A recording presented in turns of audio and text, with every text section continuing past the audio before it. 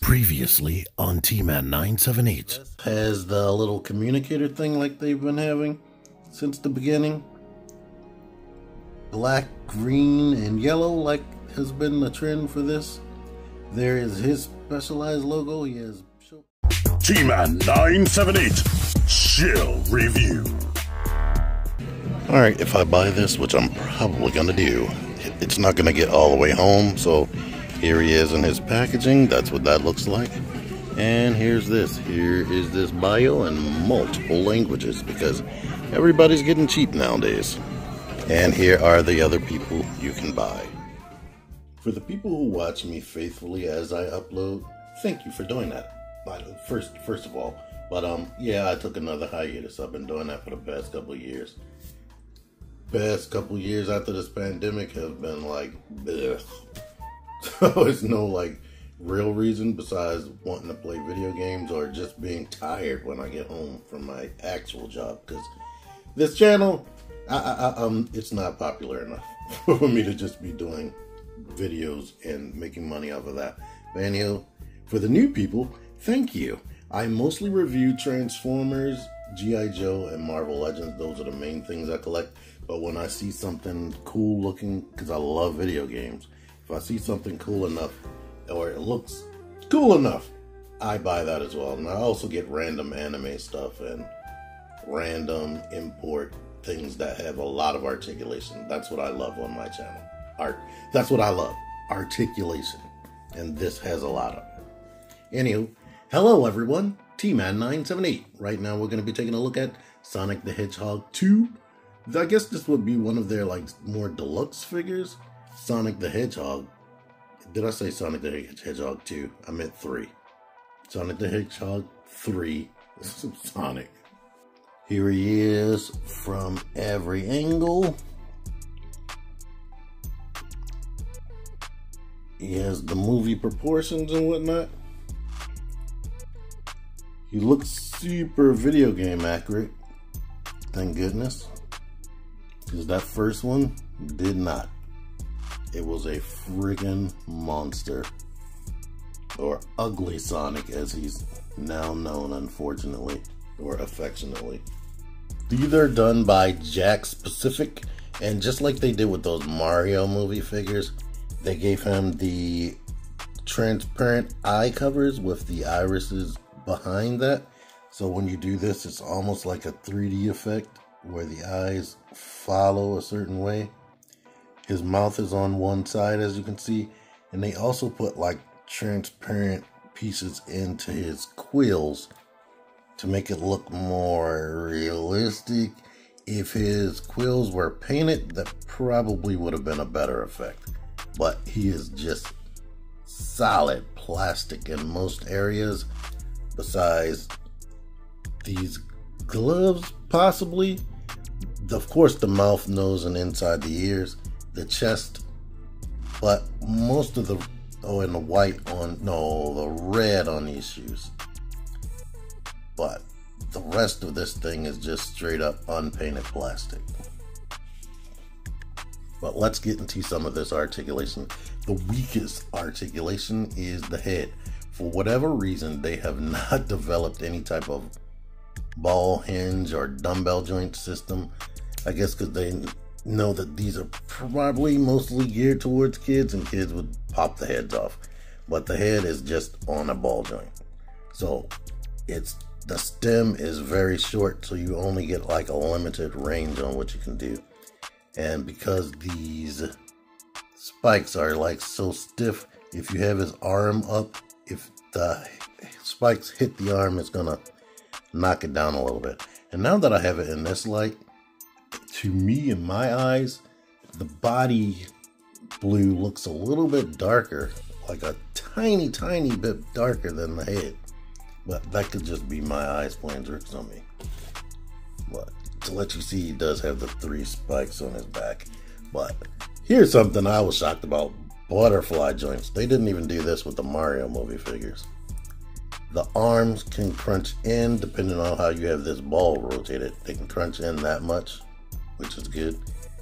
They can go up high and of course rotate around. You get a bicep swivel You get a universal ball joint right there in the elbow, so you can go left and right as well as bend on the hinge. The wrists are on just a hinge and a vertical, well, a swivel and a vertical hinge right here. And look at this, Toy Biz style. The hands open up. Those Toy Biz people work for tons of other companies now. Like they was working for, I know they were working with Jazzware, but he does have like some sort of semblance of a ball post in the waist, which is new, because normally it's just a swivel, but unfortunately it's not a lot of range. But once again, that would have been better on a dumbbell joint. The hips, since this is a bigger figure, is less scary to move, but they can definitely go up 90 degrees and they can go out to the side 90 degrees. You get thigh rotation, once again another universal joint in the knee, which bends more than 90 degrees. So you do get a swivel right there, which can work like a boot swivel, thankfully. You get an actual hinge in the ankle instead of the feet being on a ball joint. They can go back up underneath of the sock that much. They can come forward a bit, and you get ankle pivot. So getting this guy standing, yeah, it's less difficult, as you can get the feet angled how you need using that freaking ankle pivot. And then because it has the swivel above the knee, I don't have to fight for a pose. And one of the things, I was wondering why he can open the arms, but he was done like that. He does do poses like this, where he grabs his arms, stretching before he runs and whatnot. So that's cool. You see how easy I did that. If with them other figures they released for the previous movie, they were good, but they were slightly smaller, and their joints were thinner and way more pliable, and the ankles definitely didn't help anything. But I wanted to kind of show how dynamic he can get with the little bit of movement he has in the neck and in the waist while using the feet. So that's cool. Like, this is way more posable and agile than the Mario figures, but their body designs are completely different. So there's that. Anyway, but I don't know, the shape of these hands, I wish the fingers came out instead of this like claw motion. I mean, you can make him like grab certain things better, I guess. Maybe not. This is Bart's skateboard. I believe Jakks Pacific is designing these too, but I am able to get him to hold that, so you can see that. Speaking of the Mario movie, here is Mario next to him in his Tanuki suit. I believe the regular Marios are exactly the same height. Maybe they might be slightly shorter, but as you can see, this Mario is taking up a lot of space. I never reviewed this. I bought this for my nephew and I'm borrowing it.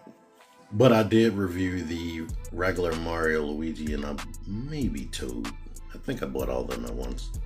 Here he is next to a 6-inch action figure. I believe in the movie he would probably, somebody like 6 feet or a little bit over 6 feet, he probably would come up to their waistline. Here's someone else that originated from a video game. One of Fortnite Victory Royale series figures. Here's another video game person. Alright, here's a figure that's closer to 7 inches tall, so this is probably more of an accurate scale. So if you put them with like DC Multiverse or other McFarlane figures, it probably would be better. Here he is on a 1/12 scale vehicle from G.I. Joe. A real 1/12 scale vehicle, like sold by like my store or something like that, they would be slightly smaller, so he probably would be able to get his feet down onto the pedal things a little bit easier. You know what, let me try to find one. Alright, here you go with this. So I imagine Shadow would be around the same size as Sonic. So yeah, he should be able to comfortably sit on a 1/12 scale Harley type situation. Still looks kind of big, but he can do it. But anyway, I like this figure. Like I was mentioning earlier, the only issue that I mainly have is the neck articulation and the way the hands look when you open them. Like, it's cool that it has the ability to open the fist, but they look weird when they're not holding anything, depending on the situation. But it's way easier to stand this guy than the figures they had, the smaller figures they had for the last movie. So he is really cool. And like, look at the eyes. His head is turned slightly and it still looks like he's looking directly at you in this pose right here. So yeah, they did a good job. I just wish they had better neck articulation and the better hands when they're open. Oh yeah, maybe better balls, like a dumbbell joint in the waist. Yeah, if it had all those three things, they would have knocked it out of the park. And to be super crazy nitpicky, this is a nitpick. I am mentioning it because people look for this stuff. Don't get your panties in a twist. I have people coming in my comments driving me up the wall with, oh, nitpicks. I'm mentioning this stuff because people actually mention it. Like the big cut right there and the sculpt on the shoulder, that's unattractive. And if you rotate it, because I was like, maybe that's upside down. If you rotate it, it still looks like that. I mean, maybe this is the correct way, so I will rotate this. But either way, this, when you rotate it like this, it stops the arms from being able to go down as much, but it's still a big gap. So there you go with that. Anywho, thank you for watching. Until next time, T-Man978 out of here. Click the videos, click the videos, baby, click the videos.